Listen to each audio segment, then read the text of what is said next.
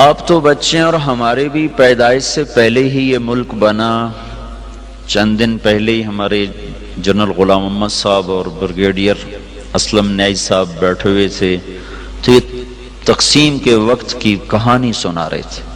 تو تھوڑی دیر کے بعد میں نہیں سن سکا، مجھے لگا جیسے میرا دل پھٹ جائے گا. ایسی انہوں نے کہانیاں سنائیں. یہ دنیا میں واحد ملک ہے جس کے بنیاد میں گارا اور سیمنٹ نہیں ہے بلکہ 6 لاکھ انسانوں کی ہڈیاں ہیں جس پر اس ملک کو بنایا گیا. ہم تو لوکل لوگ ہیں، مہاجر نہیں ہیں، لہذا ہم نے وہ قربانی نہ دیکھی نہ چکھی. میرے والد صاحب کے ایک دوست تھے، وہ مہاجر تھے جالندھر کے. وہ کبھی کبھی ہمارے ڈیرے میں آیا کرتے تھے، بات کرتے تھے.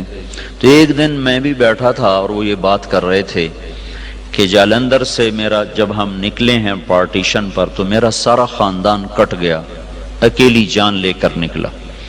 اور تھوڑی چھوٹی سی عمر بھی زیادہ نہیں تھی. تو دن میں چھپتا تھا کماد کے کھیت میں. اگست میں کماد اچھا خاصا بڑا ہو جاتا ہے. اور رات کو پھر میں سفر کرتا تھا اور مجھے کچھ پتہ نہیں میں کہاں جا رہا ہوں، میری کیا منزل ہے. مجھے صرف ایک فکر تھا کہ میں سکھوں کی تلوار سے بچ جاؤں. لہذا چلتے چلتے چلتے دریائے ستلج پہ پہنچ گیا.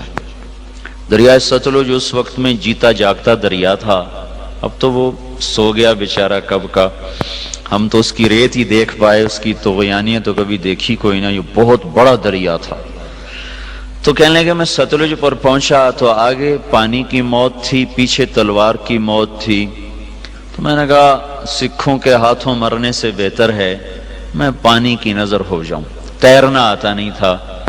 کہنے لگے ایک لکڑی اٹھائی، ایک لکڑی مل گئی، لکڑی اٹھائی اور پانی میں ڈالی. میں کہا یا اللہ زندگی ہے تو پار لگا دے. ادھر پاکستان شروع ہو رہا تھا. تو کہنے لگے جب میں تھوڑا سا اندر گیا تو میں کیا دیکھتا ہوں، سارا دریا لاشوں سے بھرا ہوا بہ رہا تھا. لاش کے ساتھ لاش ایسے ملی ہوئی تھی. معصوم بچے، حسین نوجوان، خوبصورت بیٹیاں، بوڑھی مائیں، بوڑھے باپ ایسے جا رہے تھے. اگرچہ وہ منزل کو پہنچ چکے تھے کہ انہوں نے اللہ کے نام پہ قربانی دی، لیکن ہماری نظر میں وہ ایسی منزل کے راہی تھے جس کا آگے پتہ ہی کوئی نہیں ہے. ستلج کی لہریں ان کا کفن بن رہی تھیں اور ستلج کی تہ ان کی قبر بن رہی تھی. یہی کچھ راوی میں ہو رہا تھا، یہی کچھ چناب میں ہو رہا تھا. یہ 3 دریا ہندوستان سے آتے تھے، ان تینوں میں یہ بہہ رہی تھی. اپنی تاریخ پڑھتے رہنا چاہیے، اس سے پتہ چلتا ہے ہماری ابتدا کیا ہے اور ہم نے جانا کہاں ہے. بدقسمتی ایسی ہوئی میرے عزیزو کہ اس ملک کو نا اتنی اللہ نے دولت سے نوازا ہے کہ آپ اور ہم اندازہ ہی نہیں کر سکتے. میں مکہ میں تھا، مجھے ایک جیولوجسٹ ملا. وہ کہنے لگا میں اپنے علم کی بنیاد پر کہتا ہوں کہ پاکستان جیسی زمین پوری دنیا میں کسی کے پاس کوئی نہیں. اس کو صرف ایک کینسر لگا، وہ بددیانتی کا، خیانت کا، چور بازاری کا اس کو کینسر لگا. اگر یہ اس ملک میں نہ ہوتا تو یہ دنیا میں جنت کا ٹکڑا ہوتا. اور اس ملک کو میرے عزیزو جو لوٹا ہے نا، وہ ان پڑھوں نے نہیں لوٹا، زمینداروں نے، تاجروں نے نہیں لوٹا، بڑے ہائی کلاس پڑھے لکھے لوگوں نے اس کو لوٹا ہے.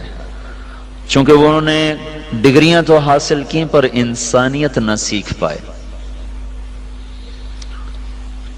تو اتنی بڑی قربانیاں ہوئیں اور ہم تو میرے عزیزو کانٹے ہی چننے والے رہ گئے. بہار دیکھی نہیں اس ملک نے.